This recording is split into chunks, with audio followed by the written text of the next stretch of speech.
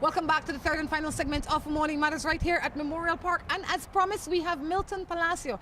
He came in to join us and have a little fun with us this morning. Milton, good morning. How are you? Good morning. Thank you. Thank you. I'm good. It's good to see you out here this morning. How are you feeling? Good. A little hot, but it's okay. It's good. A little hot. Today Yes. we were saying today's a little cool, okay? Yeah, I know. Today's a little cool for us. For the people that may or may not know, I can't believe that they don't know, because I think almost every Belizean knows who Milton Palacio is. He's been here, he's played on our team, he represented us internationally. Milton Palacio is also a good gentleman that played on many NBA teams. Yes.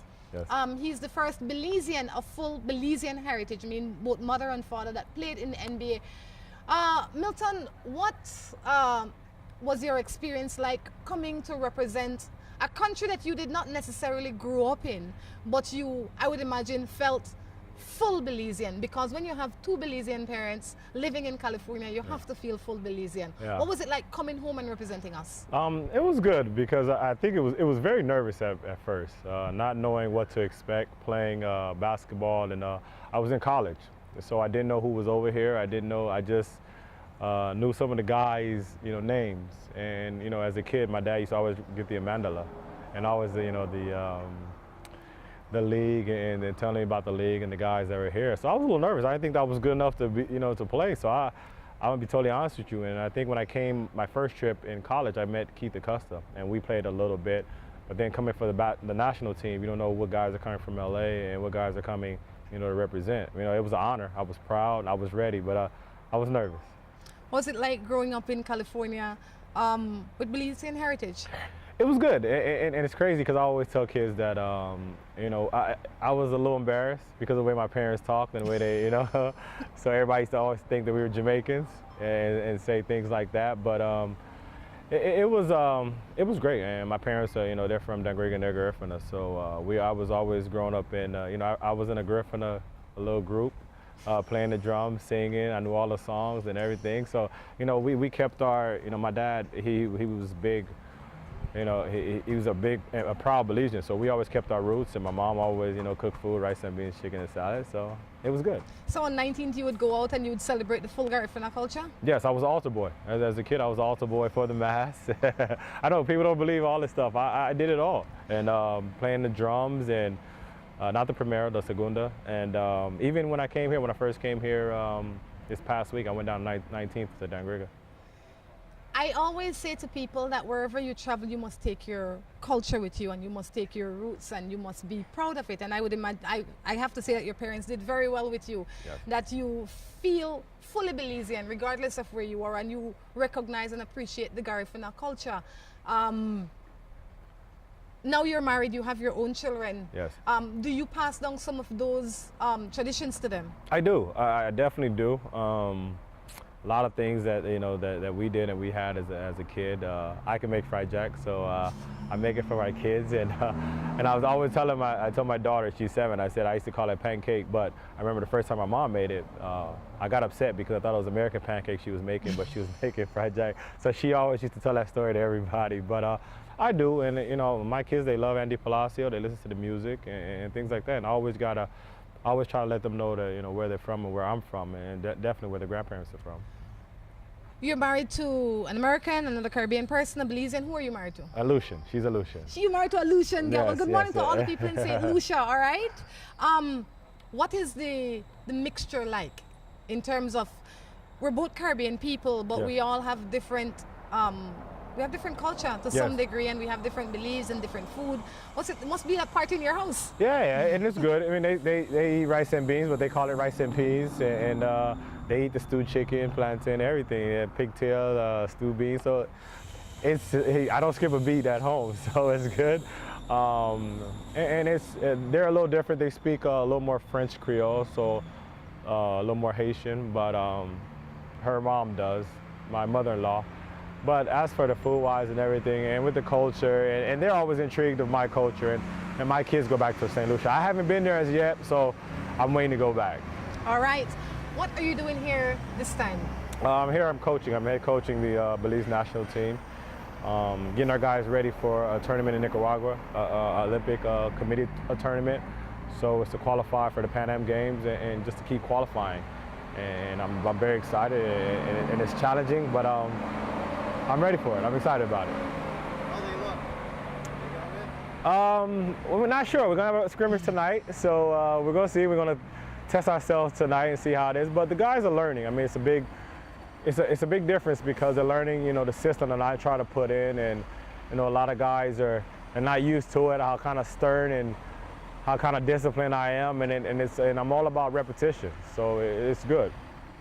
What is your full-time job now? Yes, I'm a coach. I coach in semi-pro league in Toronto. So doing that, and aspirations of coaching in the NBA. This summer I have a couple interviews with a couple NBA teams. So Nice. I'm looking forward to it.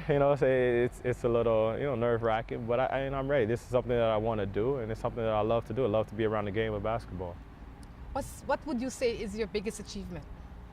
I think my biggest achievement is represent my country. It's always good to play, make it to the NBA and play in the NBA, and wear a jersey of a different city, Toronto and Utah. But to wear a jersey for a country, I think that's the biggest achievement that I've had. And the biggest thing is, my parents, they were so proud. They were so proud when I got the call to come represent the country and to wear a Belize jersey and to win CARICOM, to win gold medal. That was a big accomplishment. Excellent. This is Morning Matters, reminding you that you can send your matters in to us on the number on the screen. You can email us or you can Facebook us, all right? We can't bring Milton here without asking him a few matters because that's just the name of the game, all right? And he's fully qualified. He deals with people every day. He's married. He has children. He's married to another Caribbean person, so he can answer anything. He grew up with girlfriend and parents, so he had to answer many things. Sure. Boy, why you coming here with salt on your ears when I never send you swimming? Did your parents talk Creole home? They did. My mom more. My dad was, he was a little more with the girlfriend. But my mom, yes, of course she did. And all my brothers, because my brothers, they came to, they were all a little older when they came to the States.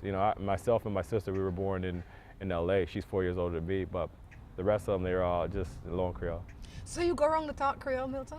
A little bit, but with the guys, I do it just to, lighten up the mood a little bit so they can know that I'm one of them. So you can't talk, you could have a full Creole conversation? Of course, but now you're gonna make me shy, and I'm not gonna want to. You can't be shy. Of course, I'm shy. How you Of gonna be course. shy? No, I know. Garifuna culture in this country, Yes. they're one of the strongest, proudest set of people. Shy is Yeah. not a part of Oh. them, and they I know had that. to be that way Yeah. to make it.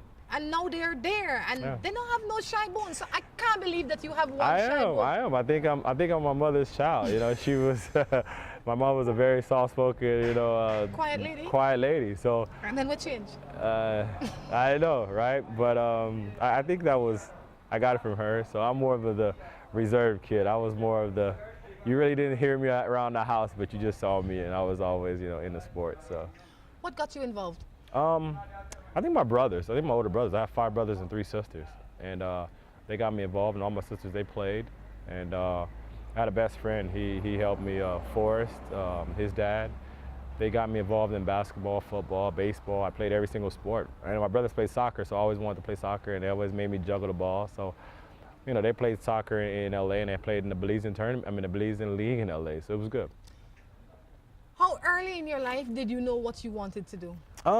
I want to say about 7, 8 years old. I always said I wanted to go to the NBA. But now, did I think I was going to go? No. But, I always said that. And I always thought that. And I think I just believed it. And when I got a little older, as I kept, practicing, like I say, I practiced on my craft, perfecting my craft. I just, saw that, it was getting a little closer. And I was getting a little closer to it. So I think that's the biggest thing that I always believed. And like I tell kids now, you never let anybody tell you what you can't achieve because you got to believe it. I was going to ask you that because I know some young people that they're maybe 18, 17, and they're still thinking, gosh, I don't know what I want to be. I don't know what I want to do. Yeah. What would you say to a young person like that? I think you just got to find your niche. I mean, you got to find something that you really, really like to do and love to do, and just start going at it. It's going to be a lot of failures. I had a lot of failures before I was able to succeed, and I think that's what young kids are. They're scared to fail, and you shouldn't be. I think failing it makes you a little tougher. It makes you a little stronger. So you got to be willing to fail before you succeed. You got to be like my brothers always tell me. You got to be at the bottom to go up. So. Absolutely. You need something to climb on, all right? Yes. Well, I'll tell you what, we're going to jump into a matter. Okay. You know, Morning Matters ask a lot of random matters that people send in, you Okay. know. Okay.